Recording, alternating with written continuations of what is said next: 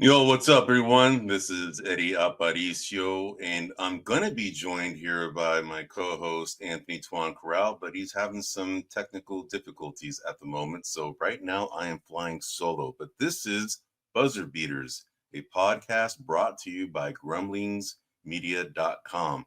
You can find us at grumblingsmedia.com, as well as any other podcast outlet that you can think of. Could be Pandora, could be YouTube, it could be Spotify, could be X, Facebook, you name it. We're on there. Just call out Grumblings Media and you'll find us. This is your first episode. Hey, this is our 33rd episode. So, kind of the way we go about doing things here is that we typically cover about 3 to 4 topics a week with the intent of going about an hour for the entire show. Sometimes we've been getting over, and sometimes we've been going a little under, but mostly over for the most part. But anyway, what we're going to talk about this week, and hopefully Tuan here joins here by the time we get going. But what we're going to talk about this week is we're going to talk about the top 4 teams in each of the conferences, the Eastern and Western conferences. And we're going to go ahead and touch upon some of the ratings, offensive, defensive, net ratings, how the entire conference measures up against the other conference from a defensive and offensive standpoint. You can see some of the trends. So we're going to talk about that first. Then the second thing that we started last week is we're on a quest. The quest to determine the top one-on-one player of all time, as well as determining the top divisional team of all time. Now, a lot of you probably don't realize, but there are 6 divisions in the NBA. There are 2 conferences, the Western and Eastern conferences. Tuan, can you hear me now, bro? I can hear you, bro. Can you hear me? Yeah, right on, man. All right, bro. Here we go. Dude, we just got going, man. I was just introducing the topics. So anyway, we already covered the first topic. We're gonna go over the Eastern and Western Conference, the top 4 teams, and the second one is what we started last week. We're on this quest to determine the top one-on-one player of all time, and we also are going to try and uncover the best starting 5 divisional team of all time. Now, a lot of people forget there are two conferences, but there are also 6 divisions in the NBA, right? And a lot of people don't realize that because everyone just follows the conferences. But last week, we covered the Southwest Division of the Western Conference. And the teams that we covered last week were the Rockets, the Grizzlies, the Mavericks, the Spurs, and the Pelicans. And we determined that for the Rockets, Hakeem was the best player of all time. For the Grizzlies, it was Marc Gasol. And then for the Mavericks, it was Luka Doncic. And then the Spurs was Tim Duncan. And then the Pelicans, it was Chris Paul. And out of all of those, the best one-on-one player that we saw from that group, we both chose was Hakeem Olajuwon. This week, we're going to go ahead and cover the Southeast Division of the Eastern Conference. So that is the Orlando Magic. Tony, you want to say something, bro? No, I said, yeah, I'm just agreeing with you.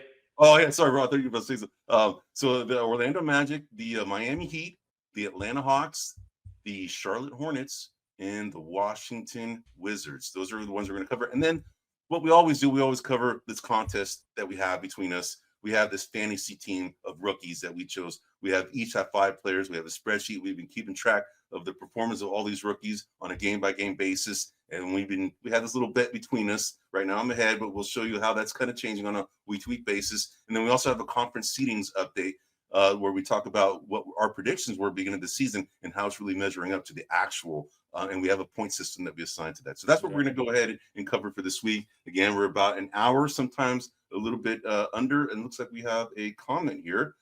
Oh, it says, Lewis, welcome back. I missed you guys. What's up, Lewis? Hey, thanks for listening, man. I appreciate it, man. So anyway, we're going to go ahead and get started. Let's talk about the Eastern and Western conferences, the top 4 teams. All right.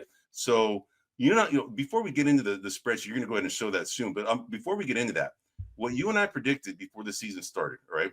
The top 4 teams in the West, you predicted the Thunder, the Wolves, the Mavericks, and the Nuggets.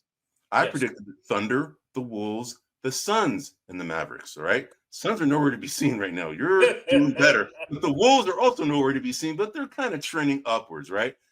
They're playing our Dubs tonight. They're playing. Yeah, they are. So we'll see. Exactly. We shall see, man. But then the Eastern Conference, you had selected the Celtics as the top seed, the Knicks, the Sixers, and then the Cavs, all right, as the 4th seed.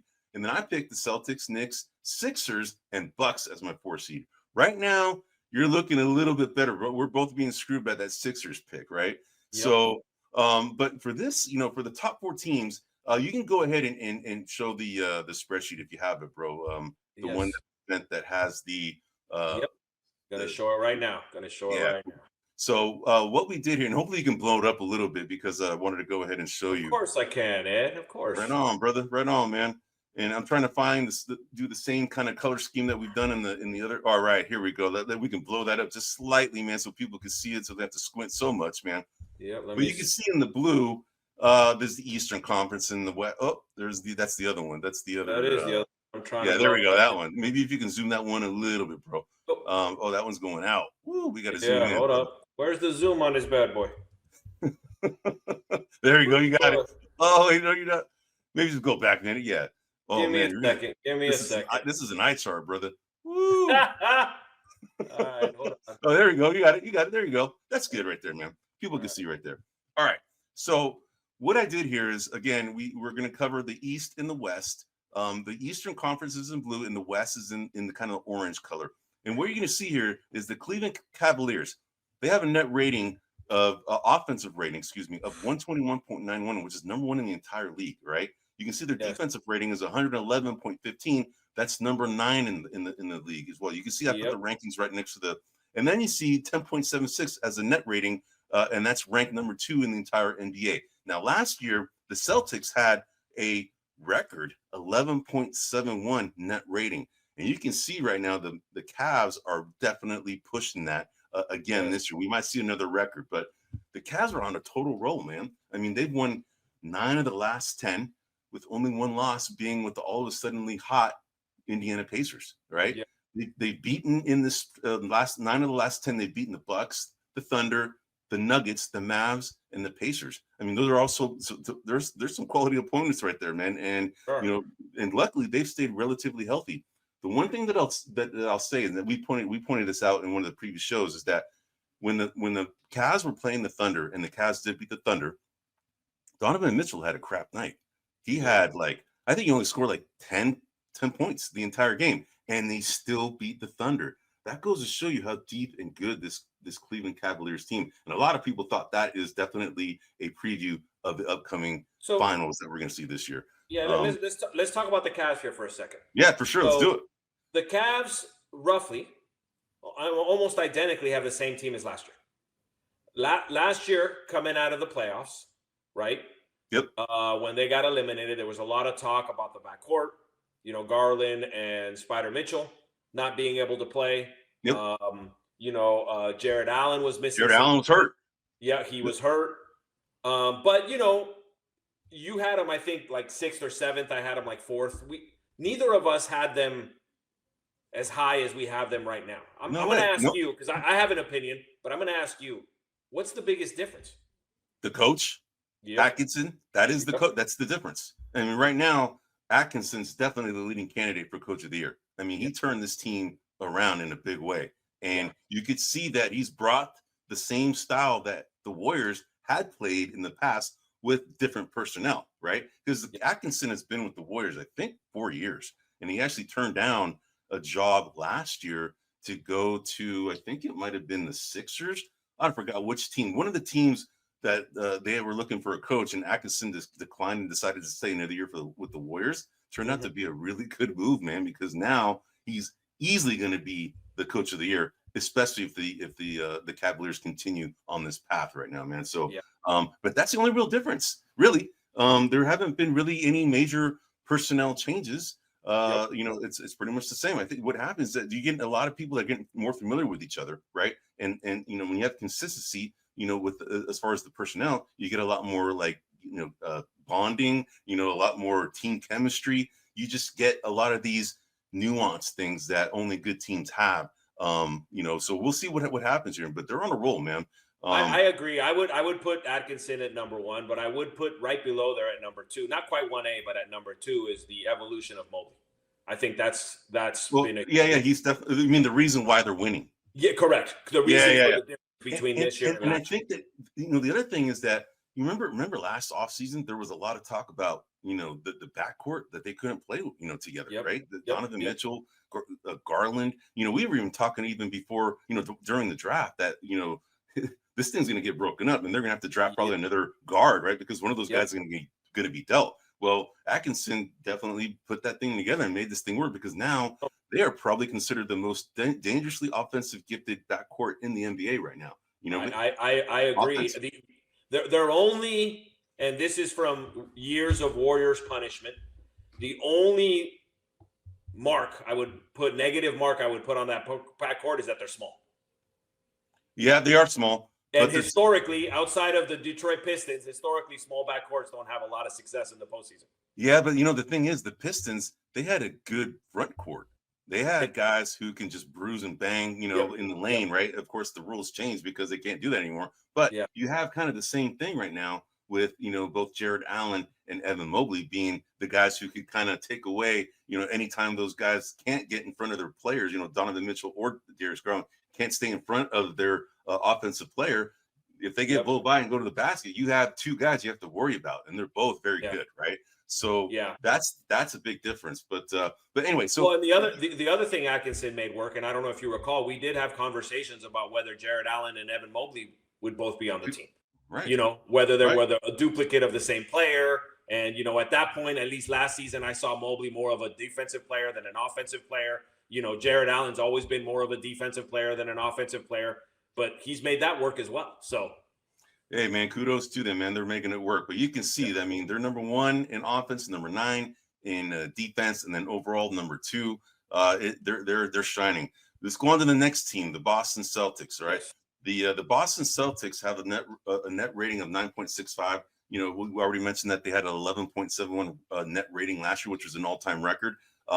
Their offensive rating, they're third at 120.4. They have a defensive rating that's 7th, 110.75. These guys have definitely not been as hot as maybe the Cavs. They've kind of lost. Well, they've lost 4 of their last 10. 6 or win 6 of their last 10. But they have wins over the Pacers, the Wolves, the Rockets, the Nuggets. But they have losses to the Pacers and understandably the Thunder. And now all of a sudden the really upstart, all of a sudden hot Sacramento Kings. They've also lost to them too, right? Yes. But the Celtics are the defending champs. They know what it takes to be there, right? So they're not necessarily going to take the the regular season probably as serious as probably in maybe as last year, right? Because they had a chip on their shoulder for having lost the year before to the Warriors, that they just wanted to go ahead and just prove that they're the team that really deserved to win it. So, they had some injuries early on. Porzingis has now been reintegrated into the team. He's still very dangerous. Jason Tatum was playing like an MVP candidate. I think he still is. He's definitely going to be in the top 5 MVP conversation for sure right now. We all think probably it's either going to be Jokic or Shai Gilgeous-Alexander right now. That's going to be the front runner for MVP. Right. But the Celtics, they're the number 2 guy, and they're still the guys to beat, right? The Cleveland Cavaliers, are definitely the team that's hot right now and showing that they can hang. But the Celtics are the defending champs, and you have to go through the Celtics to essentially, put your mark, in winning the next title. So I agree. They're the champions until they're not. But right now Cleveland's looking like last year's Celtics. Right. So obviously, both statistically, they have an incredible record.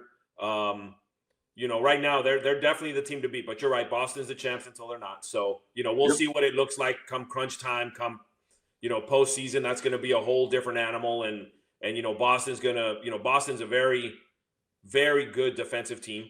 And so in the postseason, we're gonna see. But if I was betting $1, if I was betting my money. Right now, the number 1 seeds in the West and the East would be the ones that I would pick. Yeah, I don't know, man. I still think Boston's the team to beat, man. But But the thing is what's interesting is that the Eastern Conference is now interesting because of the Cavs. Well, right? Half of it is interesting, Eddie. Half of it. Right, the top half, right? Yes, the top 4, the right? Those guys we're talking about right here, right? Right, whereas the West is completely different. Like 6th, and they're like 5 games under 500. Yeah. I mean, come on. Yeah. No, I know. But let's get through the list. So the New York Knicks, man. So the New York Knicks, they're number 2 in offensive rating. They're definitely an offensive motivated team for sure. Defensively, they're not, where they should be. Which is surprising because they brought in two defensive-minded guys in OG Anunoby and Mikal Bridges, they still are not to where they were at last year, but offensively, they're just like rolling. But they've lost 5 of the last 7 games, right? They seem to have hit a wall. We just don't know why. Might be just the short rotation that Tom Thibodeau runs. We all know that he does run that real short rotation, right? But they've losses to the Bulls and Detroit, along with understandable losses to the Thunder and Thunder twice, and then the Orlando Magic. But they did beat an upstart Bucks team, man. So let me ask you something. Are the Knicks a team that's still formidable that you think it's going to be, in the conversation for the conference finals? Here's my concern, Eddie, and here's a stat that I learned. I've been watching. I was watching earlier the Sixers against the Knicks. They're playing. I'm not sure if it's over yet, but they were playing, and there was an interesting stat that came up. Do you know that the top minutes played, the New York Knicks have 1, 2, and 3, the first, second, and third players in the league for top minutes, and that stat alone puts a lot of doubt in my mind as to how far they're going to get. I mean, it's just. I know they're waiting for Mitchell Robinson to come back, but I just think that that's a lot of wear and tear. There's going to be old schoolers. You play all 82 games, and blah. I agree with that if everybody's doing it, right? But everyone else is conserving their minutes. Are the Knicks talented enough to win the whole thing? Yeah, they have enough talent. Are they going to have enough energy? Is my question. Are they going to run out of gas? Come the second and third round of the playoffs. That's my biggest concern. But talent-wise, absolutely, they have enough talent to win. Yeah, I mean, that's a good point. I never thought about the amount of minutes that these guys currently have, and that's definitely going to have some wear and tear for sure. You definitely want to be peaking at the right time, right? And maybe, I don't know, I haven't really watched the Knicks closely, whether or not Thibodeau has seen that trend and, is saying, I don't care, I'm going to continue, or if he's adjusted and starting to play some of the bench guys a little longer to kind of, save some minutes on, the guys that are getting a lot of minutes. And I know it's probably going to be Jalen Brunson, Josh Hart, Mikal Bridges are probably the top 3, right? Are those the guys? I believe those are the 3, yes. Yeah. So I agree, man. But all right, man, let's go on to the next guy. So the Orlando Magic. Which is interesting about the Orlando Magic is look at their offensive rating. They're second to last or third to last in the NBA for offensive rating, 108.79, but they're second overall in defense. Right? Yeah. This team stands on defense, but it's understandable that their offense could take a dip because, Franz Wagner and Paulo Banchero were out for quite some time, man. And, with that, the silver lining is that a lot of their other players who probably wouldn't have gotten a lot of play because of those two guys that I just mentioned have gotten some play. And now I think have developed a good chemistry that, now their bench is a little bit deeper. They got a chance to see what this Tristan da Silva guy is all about. He looks like he's a pretty good player, right? They Banchero now has just come back and, he's being reintegrated. This team, has actually been on a similar kind of fading time as the Knicks. They've also kind of hit a wall. They've lost 6 of the last 10. But, anytime you get a Banchero back, it's a good thing, but there's an adjustment period. And you're seeing that, I think, right now with Banchero being reintegrated and trying to figure out how to flow again, right? Franz Wagner's soon to come back. And once they come back, they're going to be a very dangerous team, man. I think I agree. And these numbers smell a lot of like last year's Minnesota Timberwolves team. Very highly defensive team. Offense, I think Minnesota was in the 15. They were more in the middle of the road in terms of offense. I don't think they were as low as Orlando is, but you're right. With some of their players coming back, Wagner was having a pretty good season before he got hurt. They weren't missing. They weren't missing Banchero as much as I thought they would. And so with those two players back, I think that offensive rating is going to go up. Will they get into the top 10? That might be a little hard. So. But they might be probably like the highest 19. Dropping under 20. Yeah, maybe like 19. I can see them dropping under 20. Yeah. But that defense tells you everything, right? Yeah. But what's interesting, bro, let me tell you, the trend that I wanted to kind of point out, right? We'll get to the Western Conference, like we just did on the Eastern. But if you look at the overall net rating, between the two conferences, it's pretty damn close, man. All right. For the net rating. All right. Yep. The main difference, though, is that what you see in the Eastern Conference are more offensive oriented teams. Okay. You could see that they have the top 3 offensive rated teams in the NBA. Yes. Right there with the Cleveland Cavaliers, the Knicks, and the Boston Celtics. Whereas you Yes. look on the West, you look at the net rating on the defensive side, it's like almost 2 points. It's actually more than 2 points better, right? Yep. So it's telling you that the Western Conference, the top teams are more defensive oriented, and a lot of it has to do with the Oklahoma City Thunder for sure. Of course, but which is contrary to historical numbers, right? Historically, the West has always been more offensive, and Offensive oriented, yeah. The East has been more defensive. So they've kind of flip flopped. I agree. Just for clarity, you may have mentioned this and I missed it. So your rankings are for the whole league, not just for the conference. Correct. That's entire league. Yeah, Okay. I actually was thinking about putting a ranking for the conference itself, but it's for each of the categories. But I think it's just better to see the overall NBA. In my opinion, that's why what you see. These numbers are overall NBA rankings, right? Yep. So let's dovetail into the Western Conference, right? Okay. So let's go to the Oklahoma City Thunder. I mean, look at that net rating, bro. All right, they're on a record pace right now. 12.69 is ridiculous, dude. That's unfreaking believable. And the thing is that doing all of this without Chet Holmgren, man. Yes. Oh my God! Imagine when they get Chet Holmgren back. Yeah. And Isaiah Hartenstein. Well, I think similar to what Orlando's having, and they're going to have a moment of downtime while they integrate them back in and figure things out. But I agree. Once they get back into the flow of things, good God, look out. I know. And check this out. Yeah. And these guys had a 10-game winning streak, right? Coming into that Cavs game that we just talked about. And the Cavs, snapped that 10-game winning streak. Then after they lost, they went back on the winning streak. They've won 3 games in a row again. This team is hungry, bro. They reminded me a lot of the 2015 Warriors, man. Very, very defensive minded. And a lot of people tend to forget that the Warriors, when they first won their first title, were a very defensive minded team, man. They were the number 1 rated offense and defense in the league at that time. Bogut, so Iguodala, like a lot of those players, so Livingston played good D. Yeah. I would love to go back to compare, and maybe that's another podcast. We can compare the net rating of the Warriors of 2015 and compare that to the net rating of the Thunder, and I bet you it's pretty close. But the only difference is that the rankings, the Warriors were 1 in both categories, right? Yeah, it's crazy, right? So, but anyway, one thing to note here is the top 4 teams in offense and the top 4 teams in defense are both in the top 4 of their conference. Yeah. I mean, right. Yep.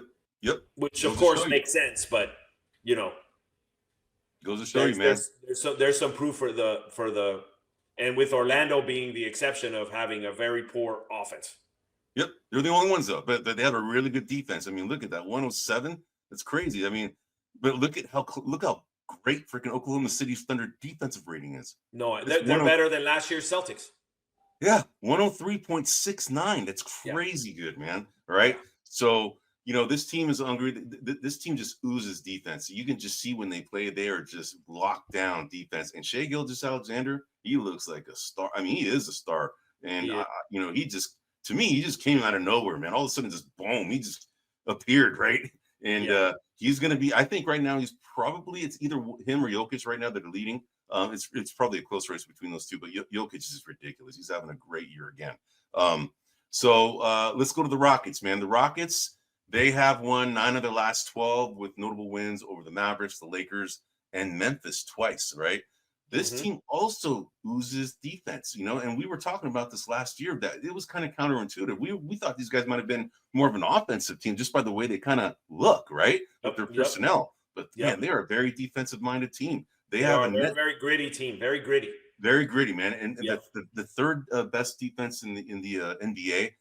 These guys are just very deep as well, man. I mean, they're so deep that your boy Shepherd can't even get on the court, bro. I know he's killing me. He's killing me on the freaking on my rookie fantasy.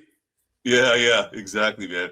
But it gets onto the Memphis Grizzlies, man. These guys, they've kind of hit a wall too, kind of like the Knicks and the Magic. They've only won 5 of their last 10 or lost 5 of their last 10, however you want to look at it. But they have notable losses to the Kings, the Warriors, who are struggling. But you can't fault them for losing to the Rockets because Rockets, Rockets beat them twice. The Rockets are a good team, and they seem to be an Achilles heel for the Grizzlies because the Grizzlies are a very athletic team, but I guess a very gritty, athletic team like the Houston Rockets, I think can neutralize them, and they showed it already. But this team's ultra athletic. They're still without two really defensive minded guys on their team, and Vince Williams. We haven't seen him on the court yet, and Gigi Jackson. He hasn't really been. I think he's nearing a return, but he's still not on the court. Hasn't sniffed the court yet either. But this team is very, very scary, and you called it that this team was going to be jumping up the ranks, and they have, man.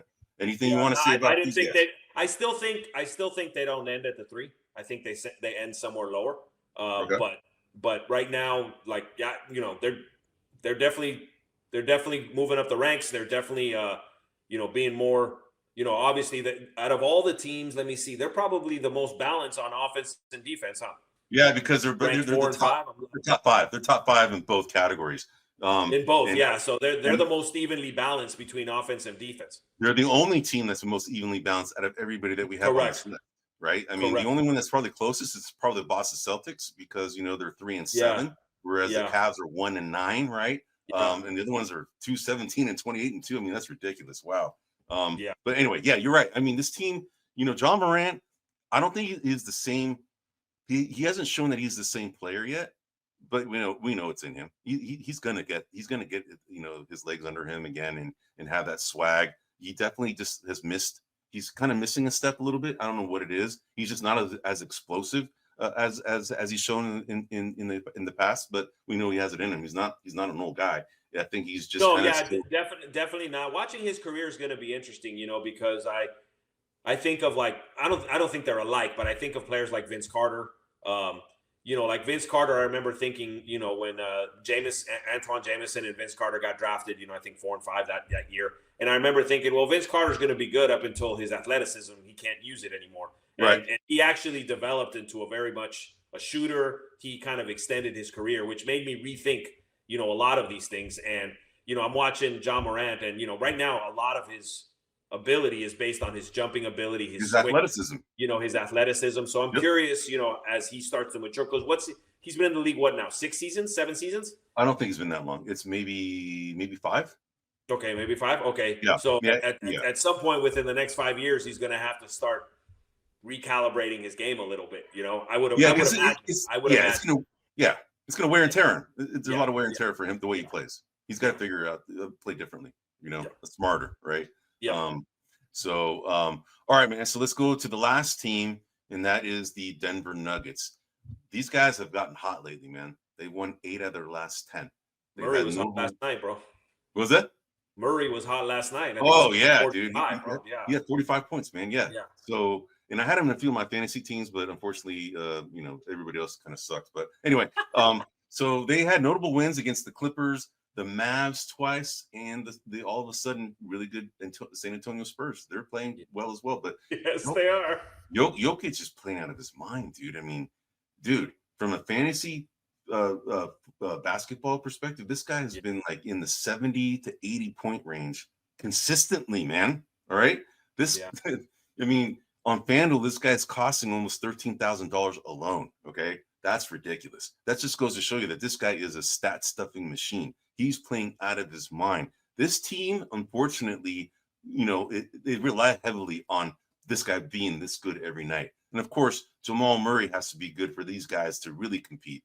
But in my opinion, and we've already pointed this out, bro, their bench is just really what's going to hurt them. I think this team is screaming to do a trade, man, and I think they're going to do some kind of trade in the before the trade deadline and get somebody like a Zach LaVine, because you get someone like a Zach LaVine on that team, woo, and all of a sudden, Westbrook, who's kind of seemed to be a stabilizing force. He's. Did you see recently that him and Jokic had triple doubles in the same game, man? Yeah, that hasn't happened in a long time, man. No, I don't know if I've ever seen that, but yeah, I don't. Yeah, right. So one thing about Denver, the thing, and us being, I don't want to say Warrior centric, but obviously being more exposed to the Warriors for where we live and the teams that we follow.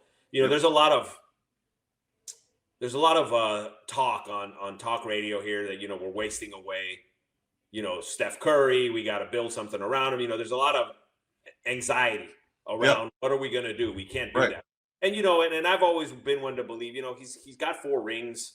I don't know if I feel as much pressure as the audience or the people do to get him something. I think we owe him to build the best team we can. But like when I look at Jokic, I'm like, dude, if he doesn't win like a couple of more championships, like you are wasting this guy. him. You are wasting him. And Big right time. now, you know, if he's Steph, you know, Murray's Draymond, right, in this particular scenario, Right. and he doesn't have enough.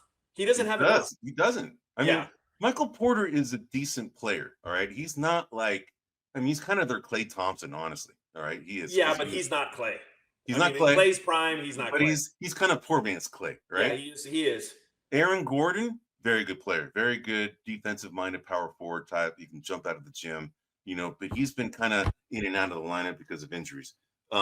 Their starting five is formidable. Now you have this guy, Christian Brown, who's kind of slotted in. He's an athletic guy.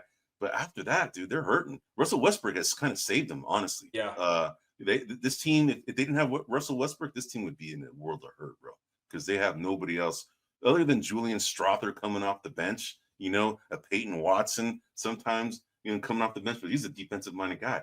They need to do something, man, because these guys are surging right now, and it's mainly because of Jokic. It's mainly because of Jokic, right? I'm wondering, what do you think about a player like Brandon Ingram on that squad? That's another guy. But he's kind of a duplicate, I think, of like a Michael Porter. I think they probably have to trade, you know, Michael Porter for Brandon Ingram or something like that. Would you rather have Ingram than Porter? Ingram's a better all-around offensive player than Porter. They're about similar size. I think Porter's 6'10". Ingram, I think, is similar size, 6'9" or 6'10".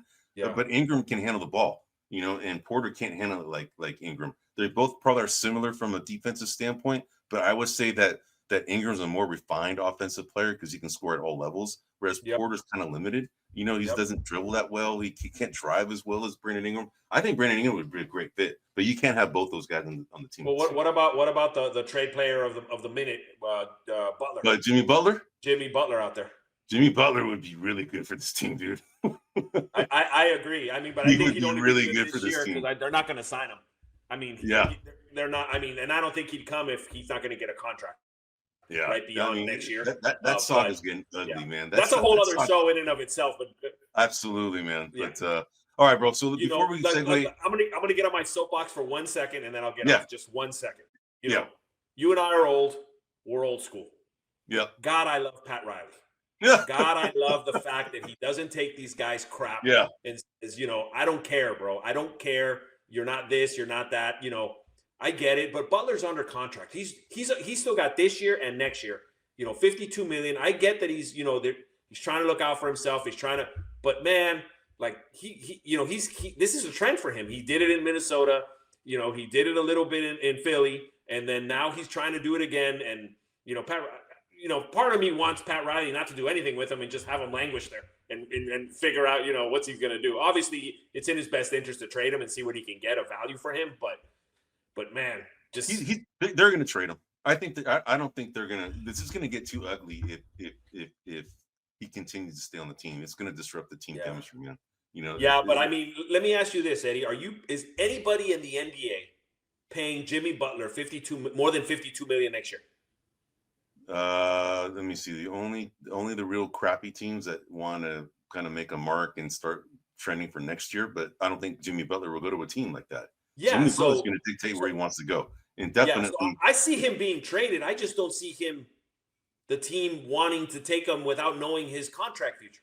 Yeah, I mean that is the risk, you know, and I think that's why he's declared some of these teams so that you know the Pat Riley can come up with some scenario that you know he can get a good deal, you know, but by saying that is essentially creating a bad deal, really, right? Yeah, they're losing leverage. Yeah, of course. Once he says, "I want to go here," why would that team be motivated? Yeah, exactly. Oh, yeah, we're going to do that, and the other team's like, "Oh, yeah, we know that you need to get rid of this guy." Yeah. And they're going to just take advantage, and Pat Riley's not going to get taken advantage of, man. No, he won't. He won't. Yeah, they'll figure out a destination for this guy, right? I'm going to be interested to see where he goes, whether it's a contender, a middle team, you know. Memphis wanted him. We're talking about Memphis, and he kind of turned him down. Didn't want to go to Memphis. Pat Riley is the type of guy that probably is dealing to the Washington Wizards, man. For Jordan Poole. Jordan Poole, exactly, man. All right, man. All right, man. So, hey, real quick before we get off this topic, man, do you see the top 4 teams in the East and the West changing dramatically in this list, or are these the top 4? Do you see? Good question. Overall, Here. Let me yeah, look. Let me look real quick. Let me yeah. look at everybody else. In the East, the only one that I see dropping out of or having the risk is Orlando. I think they might be able to drop to 5th or 6th. It depends. I Okay, can see the team. and then someone like the Indiana's Pacers getting might, hot. and then Pacers or Bucks might take their spot. Yeah, I think Indiana's getting hot. The Bucks are getting hot. Outside Yep. of them, unless the Sixers go on some unconscious, but with Embiid's, availability, right? Yep. Which to me is one of the most important abilities. They're just not going to get enough consistency, so they're not. I think they'll make it into the playoffs, but I don't think they're going to. So yeah, Orlando's really the only team that I see with Milwaukee and Indiana possibly threatening that spot. Okay. And in the Western Conference, let me just look here. Someone like the Clippers, that they have Kawhi Leonard back. No, I don't. And again, they're a little far out. The only team I see is potentially the Timberwolves, and they're currently 8th. I see that those 4 pretty secure. Okay, you see, okay, I see the Denver Nuggets climbing maybe another spot or 2. They might displace the Houston Rockets as the number 2 seed, and then I would say the team that could probably disrupt this top 4 would be the Clippers. That's my call. Okay, I think the Clippers, Clippers, I do think though that Memphis will end up 4th in this list at best. Yeah, I agree. Yeah. All right, man. All right, man. So let's get on to the next topic, man. That was a good segment, man. So let's go ahead and continue our quest to determine the best one-on-one player and best divisional starting 5 of all time. This week, we are covering the Southeast Division of the Eastern Conference. So that gets us to the Orlando Magic, Miami Heat, the Atlanta Hawks, the Charlotte Hornets, and the Washington Wizards, formerly known as the Washington Bullets. All right, man. So let's start with Orlando Magic. Okay. You want me to go first? You want to go first? Who did you have on your list, man? Okay, so on my list, I had 3 players, and and again, you and I didn't talk about this, but one thing that I'm doing is I am not double dipping on players that have gone. Like I'll tell you, like LeBron James has played for the Heat. He's played for the Lakers. Yeah, you're only going to pick one. I'm keeping him in Cleveland, right? I'm not looking him. So correct. For the Magic, I did Shaq. Yep. Right? And that being because in the Lakers, I don't think he's going to make my top in the Lakers, right? Like if I do the top out of the Lakers, I don't think he's going to. He wouldn't be on there. Exactly. So I had Shaq, Dwight Howard, and Penny Hardaway. Those were my 3. Okay, Dwight Howard. So I had Dwight Howard, Shaquille O'Neal, and Aaron Gordon. Oh, interesting. Okay. Aaron Gordon. Okay. Although I think Penny. Aaron Gordon's mark will be probably better known as a Denver Nugget because that's where he got his championship. Yep. But Aaron Gordon was drafted by the Magic and actually was pretty damn good before he left. No, he just wasn't. Yeah, he was this dunking machine, dude. I mean, he's probably the best dunker I've ever seen, dude. At the Jason Richardson is one of the guys that we really like as a dunker for the Warriors. Yep. But Aaron Gordon, dude, the stuff he was doing was ridiculous. He's definitely had hop.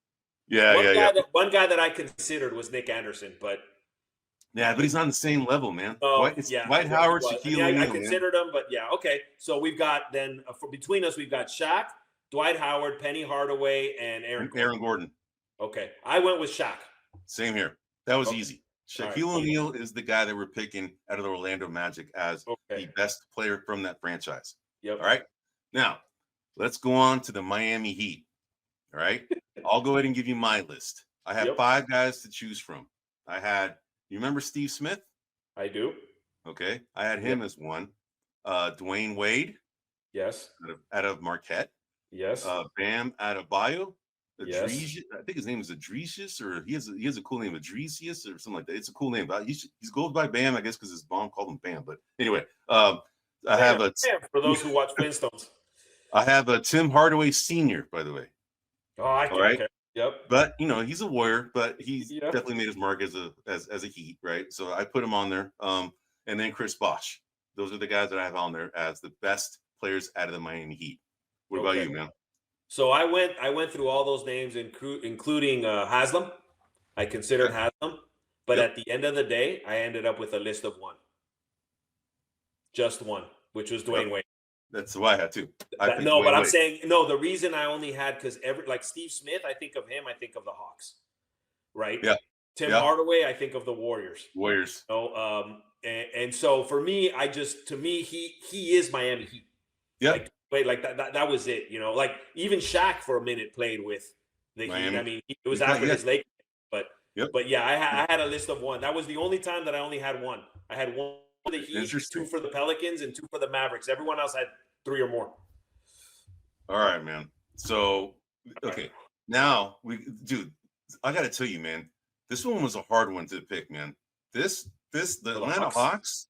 Oh my God. I mean, it's not hard because we both probably picked the same guy, right? But I mean, you look at all of the guys that they've had, all right? So here's my list. David Skywalker Thompson, all right? He came from the Atlanta Hawks. You had Jason Terry, okay? These guys are not, I mean, Jason Terry is not even coming close to the name levels that we've been talking about, right? Correct. Old man Horford, Al Horford is another guy that I had on it, right? But he's got his championship. He's a good player. He's just not at that level. Dude, Kelly Oubre, okay? Came from the Hawks. He came from the Hawks too. He's another guy. I'm like, you know what I'm talking about? These guys are kind of like all second tier guys. David Thompson's not, but he's old school. He's like in the 70s. Most people on this podcast may not know who David Thompson is. Some will, most won't. But anyway, but then the other guy, it's interesting, but he never played a single minute for them. But he could have been on the Hawks. Was Luka Doncic. Yep. He could have been on the Hawks. Biggest mistake they ever did, in my opinion. But they traded him for Trae Young. You know what, Eddie? Who's that? That was a mistake I called live. Like, and you know the bigger mistake to me? Who's that? The ones who really screwed up were the Kings. Because we're not taking them. Vlade Divac had something beef or something. They threatened him. Something happened, and he didn't take him. And I'm like, screw that. I would have took him. I would have took him in a heartbeat. Easily, man. Easily. I mean, hindsight is always 20/20. Correct. He is definitely he's definitely the player to pick out of that draft. Although Trae Young is good, he's just not in the same level. I mean, Luka is going to be one of these all timers, and we talked about on the last podcast, episode 32. We talked about that. All right. History teaches us, right? Because Kobe tried to do the same thing where he wanted to go to the Lakers, and a bunch of teams passed on him. John Elway tried to do the same thing. Like, there's been players that, and if I'm a team and I need the best player, I don't care where you want to go, bro. I'm drafting you. Right. No, I hear you, man. Yeah. All right. So here, okay. So the last guy is the guy that I picked. It's Dominique Wilkins, man. Yes. Right. Yes. I mean, he's the only Hall of Famer, really. I think David Thompson's a Hall of Famer too, but Dominique Wilkins is the only Hall of Famer on the Hawks from that whole list, except for maybe David Thompson. But that's who I picked, and that's probably who you picked, right? Absolutely. I picked Dominique, right? The human highlight. But I picked a couple of old timers. So I have 2 players that I watched play. One is Dominique. The other one you didn't mention. And then I have 2 old school players that I just kind of did some research on. One was Bob Pettit. So Bob Pettit was a real good Atlanta Hawk. And another one is low-key Lou Hudson, who had I think averaged 27 points. He played in, I want to say, the early 70s. So I wanted to kind of call that out. I never watched him play. And obviously, in these types of shows, if you've never really watched the player play live, it's kind of hard to root for them. But I wanted to put their names out there because they're great Atlanta Hawks and probably some that a lot of people have forgotten. But one guy that you didn't mention that's close to my heart that I've loved for a long time, and I had him in there, was Dikembe Mutombo. Right? No. I love Dikembe. I loved everything about him. Good call, man. That's a good call. I thought he was a character, so I thought he deserved to be on my list. But yes, I picked Dominique as well. Dominique. All right. So we have for the Orlando Magic, Shaquille O'Neal. We have for the Miami Heat, Dwayne Wade. And for the Atlanta Hawks, we have Dominique Wilkins. Yes. All right. Let's go on to the Charlotte Hornets. All right. Yeah. Go ahead and give me your list for first. All right. So I have 3 people on my list. All of them are no longer playing. I'll leave the player that I picked last. So 2 players that I grew up watching were Larry Johnson, Grandmama. I have him on my list. And then I have Alonzo Mourning because Alonzo Mourning got drafted from them. Obviously a lot of people will remember him in Miami, but I remember him, playing for the Hornets, coming out of Georgetown. So those were my two players. I didn't pick them. I kind of wanted to, but the reality of it is that I think the greatest Hornet, and again, if I'm not mistaken, the Hornets have a little bit of an interesting history, right?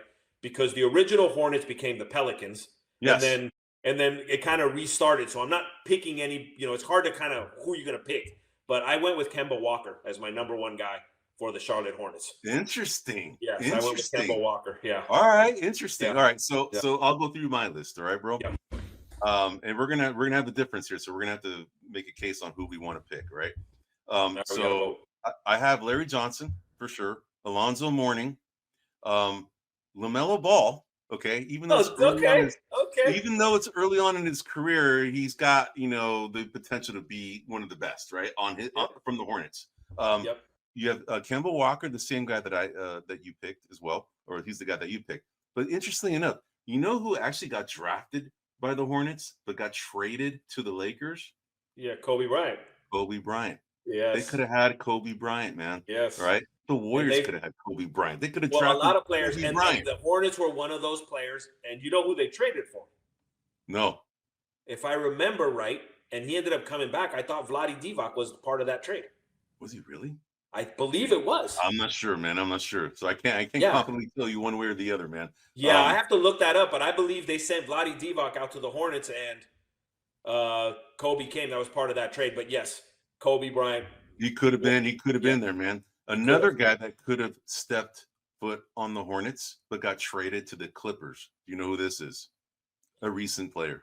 A player that's playing today. That got traded to the Shai Gilgeous? Yes. Yes. Shai Gilgeous could have been a Hornet, but traded to the Clippers, man. And I don't know who they got in return, right? It doesn't matter. It wasn't worth it. Anymore, bro. It doesn't matter. I tell you right now, it doesn't. And same thing to the Clippers. I don't care what you got for him. It doesn't matter. It doesn't matter, man. I agree. All right, bro. So the guy that I picked, dude, near and dear to our hearts, man, Baron Davis. Okay, you went with Baron. Okay. I went with Baron, man. I would take call. Baron Davis all day and all night over Kemba Walker, man. Good call. All day and all night. Honestly, I sort of omitted him. Yeah, that's a good call. All right, so we're down to Kemba Walker or Baron Davis. Yes. Obviously my heartstrings are going to go with you on Baron Davis. But do you think Baron was better than Kemba? Yes. Okay. Absolutely. All right. No, if Kemba was a better. If anybody's watching or anybody's watching on the recording, I'd really be, later down the road, I'd really be curious on your comments on whether you think Baron. I think Kemba was a little better than Baron. Baron obviously is. Oh, I don't know, man. Baron was, We Believe and that whole movement. I got a soft spot, but I got to think Kemba Walker was a little bit of a better player. I don't think so, bro. Okay, but no, I'm with you. We'll have to research that. I'll defer to Baron. By the way, for the audience listening, we definitely like to hear your opinion on this. And by the way, we're live because we want to hear from you. If you have any comments, questions, please feel free. We already had one person say that, hey, it's glad to have you back. We appreciate that, Lewis. Thanks for listening. But we got to figure it out. Okay, I'm saying Baron. You're saying Kemba. Are you stuck with Kemba? No. I'll give you Baron. I mean, right, I don't think that the difference is so great that we'll have to research that after the podcast, and then we'll kind of. But if I'm not mistaken as well, I have to go back under the Hornets moniker. Chris Paul played in that moniker as well. Yeah, you're right. He did, but he did. Now he didn't play for that organization. As a Pelican, though.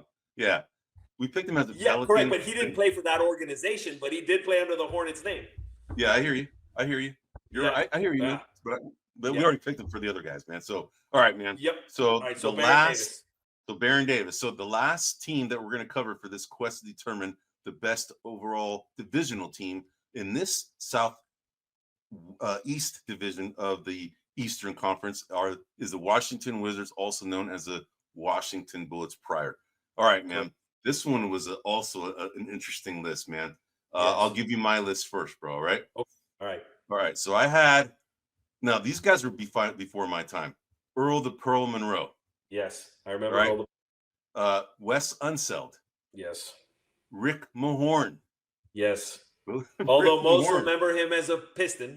Piston, right? But he got drafted. Rasheed Wallace. Rasheed Although most remember him as a Blazer. as a Blazer, as a Piston for a minute, right? He played. Yeah. Yeah. Pistons, Blazers, Wizards had him too.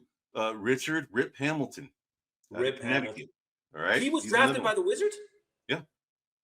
Yeah. Damn, they just built the whole Detroit team, didn't they? Yeah, exactly. John Wall. Yes, John Wall I had on my list. Okay, Bradley Beal. Bradley Beal. I came across him. I didn't put him on my list, but All right. And then I had Otto Porter. Yes. And then Otto Alex Porter. Sarr. Alex Sarr is like a second-year player, but he looks like he's going to be a decent player, man. But yep. But all right. So, I had a really hard time picking this one, man. Because I'm only picking this guy because of reputation. I never seen this guy play one lick of basketball, nor do I remember him playing. But he's a Hall of Famer, man. And I have Wes Unseld as the guy for the Wizards. You and I picked the same guy. Okay. He is Mr. Bullet. He was a vicious rebounder. He was a really good player. So the only player that I had on my list that you didn't mention was Elvin Hayes. That's right. So Elvin Hayes was a Wizard, and I kind of went back and forth between picking Elvin Hayes and Wes Unseld. Yeah, that was a little close, but I did go with Wes Unseld. And for those of you that are a little younger, I did watch a little bit of Wes Unseld. Go back and see it. Funny thing was, I was watching. You watch social media, and there was this guy, and I don't know if it's staged or not, but I just think it's funny. This guy's like, all right, I've been told that Charles Barkley was pretty good, kind of in his early stages, Right. And the guy's like, I don't know about that. He's pretty slow, and dude, he was watching, the highlights. And, it always reminds me, it's the Barkley I remember, right? I don't remember the Phoenix Suns Barkley. I remember the Philadelphia 76ers Barkley, right? Yep. The round mound to rebound. Right? Yeah. Yep. And dude, as I'm watching him, the thing that came to fruition is, who Barkley was? Barkley was Zion, but didn't get hurt. Yeah, that's a good call, man. A right-handed Zion who didn't get hurt. Get hurt. But I would say that Zion is way more explosive than him. But they have a similar game. You're right, man. That's a good call. Good call. Yeah, very good call. I was watching it and I'm going, this is what Zion could be. Correct. If he just stayed on the court for more games. Yeah, that's a good call, man. A more explosive Charles Barkley is what Zion Williamson is. Yeah, he was a little more explosive, but Barkley was a little bit, at this point, at that stage, a little bit of a better passer. But also, he had more edge to him, Barkley. Yeah. He's a mean mofo, dude. Like, he wasn't messing around. But that's who I thought of. I'm like, dude, that's Zion. Like, that's what everybody's wanting to see out of Zion is Charles Barkley. No, I agree, man. That's a good call, man. Good call, man. So Wes Unseld is in that mold, then, is what you're saying. No. I was talking about Zion. No. I was just watching some of the old players. No, Wes Unseld. Yeah. No. So sorry. Yeah. So watch some videos on Wes Unseld. I think that he wasn't like Barkley, but he was a very good rebounder, very tough player. I mean, I just think that if you watch him, people will be like, "Hey, that dude wasn't bad." People forget. Like when you see a lot of these comparison videos, like, let's see if Jordan really was greater than LeBron, and then they start showing Jordan highlights and like, holy crap, like this guy was pretty good. He's hella good. Yeah, he's hella good. All right, man. So we picked our players here. Now we got this team. It's Shaquille O'Neal, Dwayne Wade, Dominique Wilkins, Baron Davis, and Wes Unseld. Yes. Not a bad starting five, man, honestly. Because you have that one. And even as I was going through it, because obviously you and I talked about it, last week I kind of shifted things around to build a team. This team came out naturally. Because Kemba and Baron are both points, so that they're interchangeable. I had Kemba originally, but I'm looking at this going, I said, I don't know if this team could beat another team. If I were to put them against John Morant or Marc Gasol, Hakeem Olajuwon, Tim Duncan, Anthony Davis and Luka Doncic, or Chris Paul and Luka Doncic. I think that team would win. I think the Southwest would beat the Southeast. That's my opinion. Yeah, and we'll get there when we get there, man. But you're right. All right, but this team's still pretty formidable. Now, this is a pretty good team. Pretty good team, man. So now out of these five, who's the best one-on-one player? And by the way, I brought this up to a friend group of mine, a bunch of hoop heads. Yes. And they said that we have to define what we mean with a one-on-one game because there's different rules for one-on-ones. Is it winner gets outs, or is it loser gets outs? Right? Is there a Yeah. 3-point? Oh, Is there sure. a So no, 3-point? that's a fair statement. So to Yeah. me, in order to make it fair, right? To me, the fairest way you can do it is losers out. Yeah. It is. Right? It is Because the fairest way. yeah, because if you give the ball to Hakeem, you're never getting the ball back. Yeah. Like you're just never getting, and that's not really fair per se. So Yeah. to me, it would be losers out. You know, if we're gonna get specific, you know, you got to clear the key on rebounds or clear the 3-point Yeah. line. Yeah. Yeah, we'll play 3-point. Yeah, but yeah, so That's traditional. I was thinking losers out. So Okay. And I was thinking winners outs. Yeah. Because but I think losers outs is fairer because it forces both players to play defense at an equal Correct. time, right? So Yeah. So anyway, so that's the definition. We're gonna make it losers outs. All right. Now, given the fact that it is losers outs, and we selected Hakeem Olajuwon, does that change things? Because it was between Luka Doncic and Hakeem Olajuwon last week. No. Does that change things? Yeah, no, it doesn't, because I think that Hakeem can stop Luka, and I don't think Luka can stop Hakeem. And I'm the same way. Okay, so it doesn't change anything. All right, it doesn't like Hakeem. I mean, I don't want to give this away, but Hakeem may be he's going to be the top 3 best one-on-one when we're done with this whole thing. I don't know, man. I have some other guys that I think when we get there. When we get there. But okay, so you're asking me the best one-on-one player out of this group.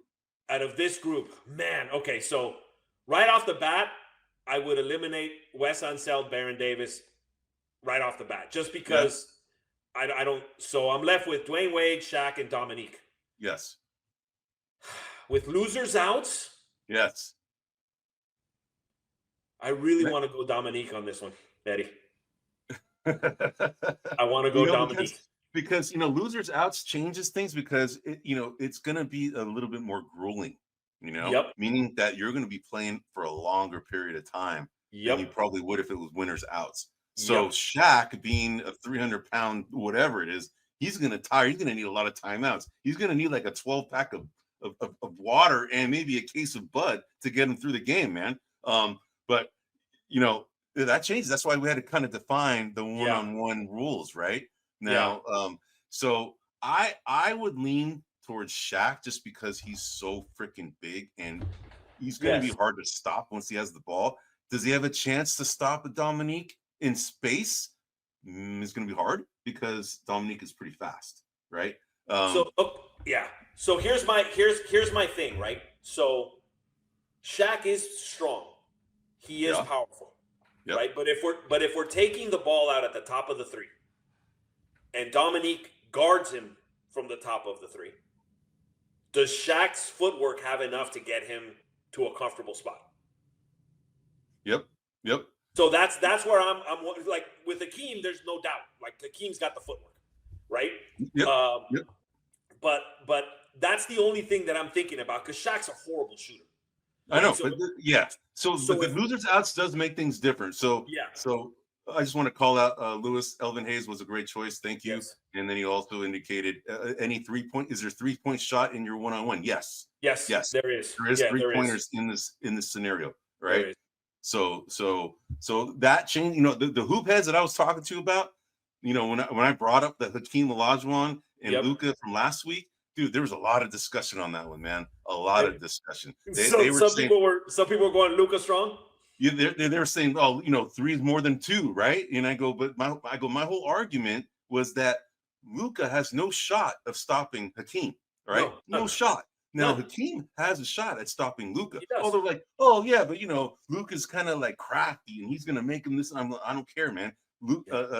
Hakeem has got the agility and the athleticism to annoy him, right? Yes. Whereas Luka has no shot. And another hoop head in that group jumped in and repeated exactly what I said. It's like he's the most underrated, best guy in the entire NBA as far as all-time great. He's the most underrated all-time great. He would easily be able to stop Luka Doncic. And I go, and if anybody on the call or if anybody later on the recording thinks we're wrong, go watch Hakeem highlights.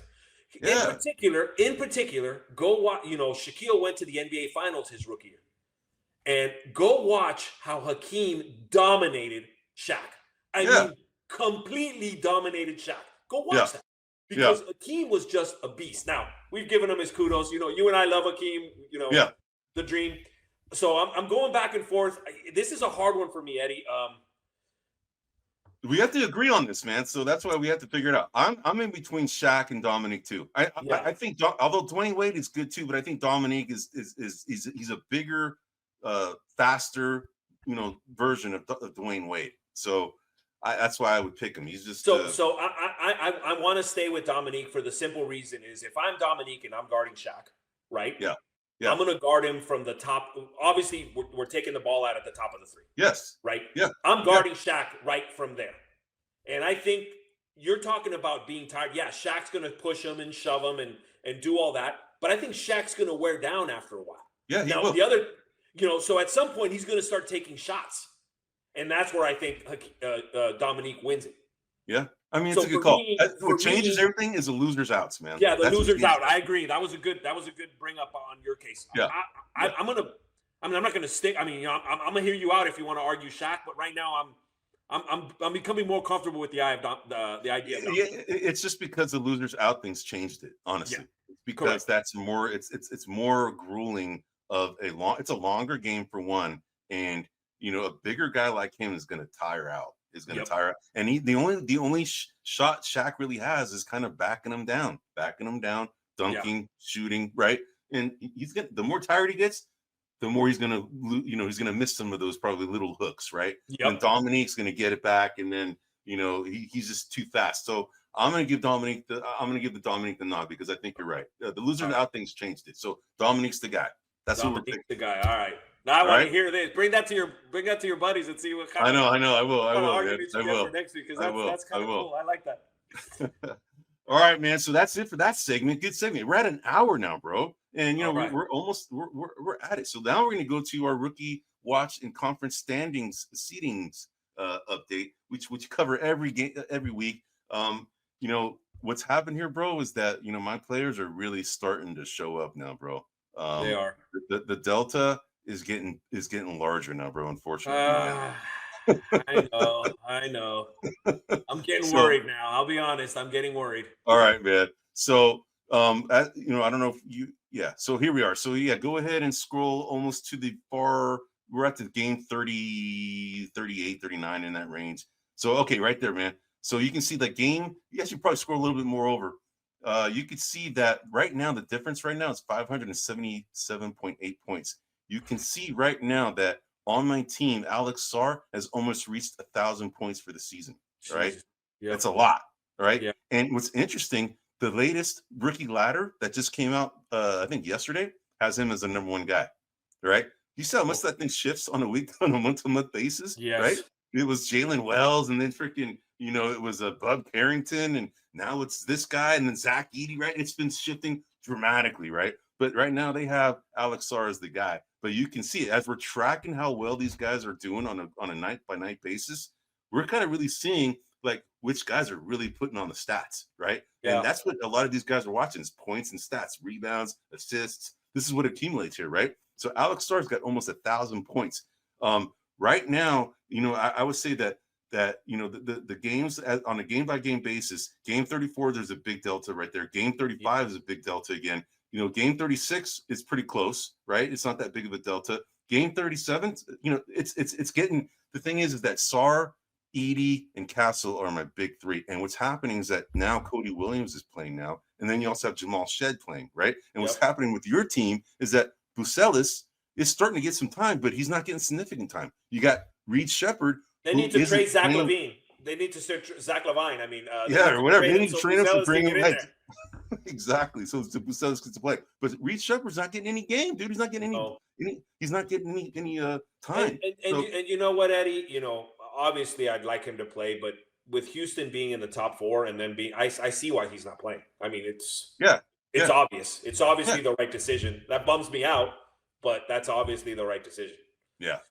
And then Dalton Connect, he's now he started a few games, but he's more of a rotational piece. The Lakers are better than people all thought, and so they're kind of in the in the playoff race right now. They're in the top 6 right now. So Connect is going to get his time, but this is not a lot, and that's what you really need is some of my players to get relegated to the G League, which has happened with Cody Williams, or get hurt, right, in order for you to come back. That's really. I mean, here's the interesting part, right? Obviously, Shepard, his team is in the top four. Edie's team is in the top four. Yep. But everybody else is not. Yep. Well, Castle is. They're not. You're right. Not Castle. in the Castle's in the playoffs, but not in the top four. Yeah, you're right. Right. Resource Shay's not. But you you're look at right. look at like SAR, right? Like their team is crud. They're you garbage. Resource Yeah. Shay, his team is crud, which are what 1 and 2. Oh, and actually, no, Castle's higher than Resource Shay is as well. So, Yep. And My hope is, I mean, obviously that someone gets relegated, but also that Buzelis, gets some more playing time. I mean, Filipowski, I mean, for He's a second rounder, right? You got to compare him to Cody Williams. He's actually doing quite well. And I had commented, obviously we don't have the center over in Portland. I forgot his name now. The guy. Donovan Clingan. Donovan Clingan.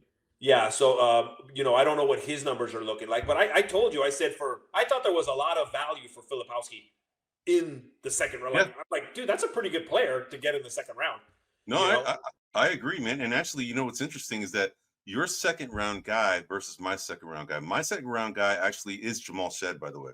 It's Jamal Shed. Yeah, Cody Williams was the first round pick. Cody Williams was the first round pick. Jamal Shed was the second round pick. And Jamal, I mean, you can see Jamal Shed and Filipowski are very close as far as they are very close.